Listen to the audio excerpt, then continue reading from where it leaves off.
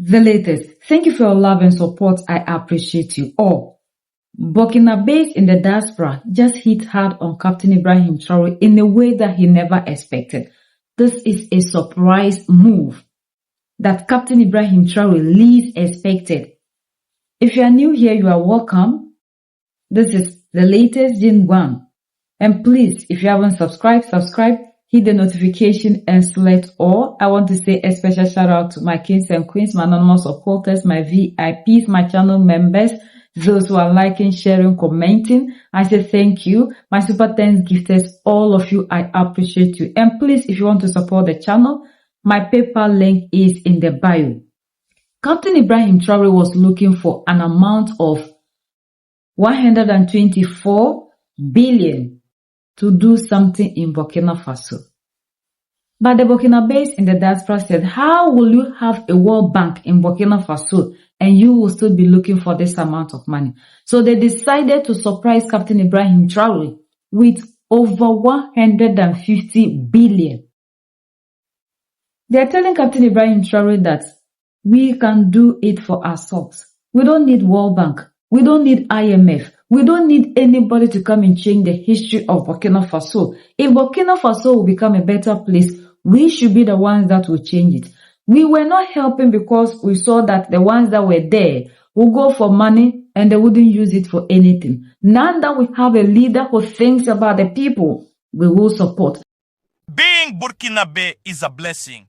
Being Burkinabe is a great pride. Family, that is very, very good news. The Burkinabe diaspora has made a very, very strong impact. The government is asking for 124 billion, but the diaspora has given more than 150 billion CFA francs. That's impressive. Being Burkinabe is truly a great blessing. Follow the video carefully and share as much as possible. Involve the diaspora more in financing development projects in their country.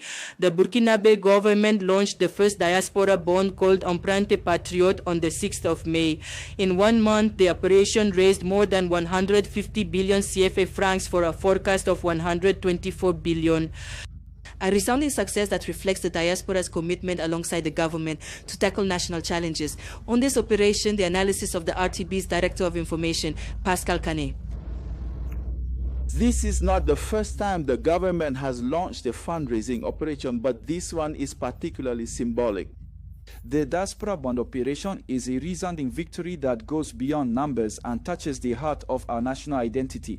With 152.5 billion CFA francs mobilized, well beyond the initially planned 125 billion, our diaspora has proven that Burkina Faso is a resilient nation capable of turning challenges into opportunities. This surpassing is not just a number, it is an act of faith and a pledge of loyalty to the homeland. In a context marked by security turbulence, economic pressures, and global uncertainties, this success is a vibrant testimony to the collective strength of the Burkinabe people. By engaging massively, the diaspora has shown that Faso is not defined by its difficulties, but by its ability to overcome them. It has reminded us that national resilience is not an abstract concept. It is a lived reality embodied by men and women who, despite the distance, remain deeply connected to the land of their ancestors.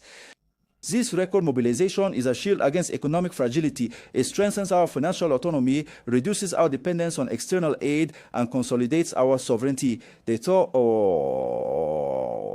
is also a driver of development. These resources will enable the financing of structuring projects, the modernization of our infrastructures and strategic sectors, and the creation of opportunities for future generations.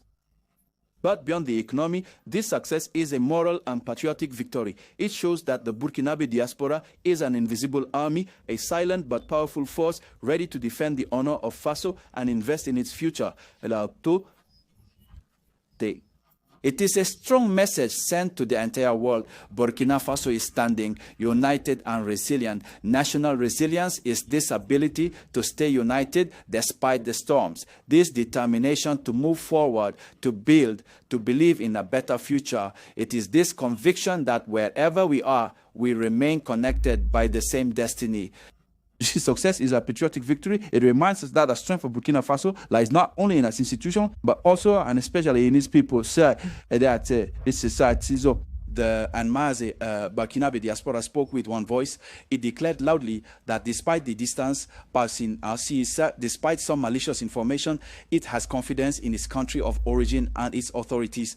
This historic gesture is irrefutable proof that Burkina Faso remains credible, dignified, and respected.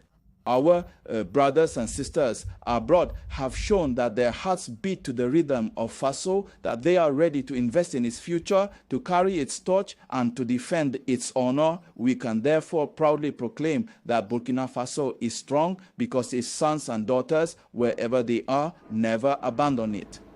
This is shocking that the people in Burkina Faso will surprise a leader with this amount of money for development. How many African countries, those in the democratic elected, have you seen the citizens contributing this way to help? We have leaders in the democratic elected countries who will go for IMF loan, and when they come back, they throw a party just to celebrate the money they have gone to borrow. That will keep generations in poverty and in bondage. This is what we celebrate. But ever since the leaders in Mali, Niger, and Burkina Faso came into office, they decided to cut that supply chain. We have realized that going for these monies only puts us in bondage, and will continue to be paying. Generations will continue to pay. They preach that these monies are meant to change the narrative or help solve the crisis. But at the end of the day, we see that whenever these things come into Africa, they only keep the African poorer and not helping the African in any other way, like the way they always speak to us. So this is a wake-up call to our leaders. When Africans see good leadership, when we get leaders who put the interests of the people first, the people in Africa will help develop Africa. Like the two ladies who were in France and they told Macron, you cannot change the narrative in Africa. You always say you are giving aid, developmental aid, this to Africa. Whatever you don't produce, you cannot develop it. And that is exactly what is happening in Burkina Faso. So the people in Burkina Faso are telling the world that we can do it by ourselves. We can develop ourselves. So, as Africans, this is a wake-up call to all of us. We don't need anybody to come here. A lot of us, especially the youth who don't understand anything, celebrate when our leaders go for these IMF and World Bank loans. And we tend to praise them.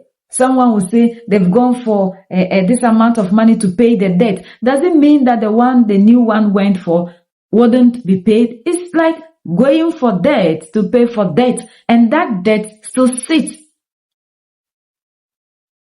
Why won't our leaders change the narrative and change the things that they do instead of us talking about things in speech? We are very good at that. When it comes to development, Africans will not change. They only change in speech. But the leaders in Mali, Niger, and Burkina Faso brought new dynamics into the game, showing the African what to do. We don't need anybody to come here and do anything. With the resources that we have, if we are united and willing to do anything for ourselves, we can do it. There are people who are willing to support. But because of how leaders are doing things in Africa, that is preventing a lot of people from contributing their quota to the development of the continent. And the people in Burkina Faso are leading by example, telling the world that we have chosen this person. It is not what ECOWAS you want. It is not what France wants that we will do. But it is what we think is good for us. We are the ones that these leaders are leading. And we can see beyond what you are seeing. So the people are sending a clear message to the world that as much as you try to brand these leaders the way you think will fit you, we are seeing leaders. We are seeing our own kind, and we are willing to support. If not, who would have contributed this amount of money? to help the development of their country. We are not seeing that, but we are seeing it in Mali, Niger, and Burkina Faso. We have leaders who are thinking about investors all the time, investors, and investors will always come. And Africa, at the end of the day, still makes nothing. So we don't need investors because they don't come into the continent to invest for nothing. Like they make it look as if they come to help us. But they are here for their interest. At the end of the day, they make more than we, the people. So why not change everything in Africa so we can develop the continent together? Burkina Faso, in the next 5-10 years, Mali, Niger, will be a place that Africans will be running to like we used to do in Libya if we continue to have leaders who solve our problems in speech. We are the only ones that can set ourselves free. United we stand, divided we fall, and united we keep standing forever and ever. The greatest enemy of the African is mental slavery. So let's decolonize ourselves from mental slavery. Let's keep sharing to educate our brothers and sisters. Together we'll make Africa great for ourselves and the next generations that are going to come. So that's the latest around the world in Africa, West Africa, and in Burkina Faso.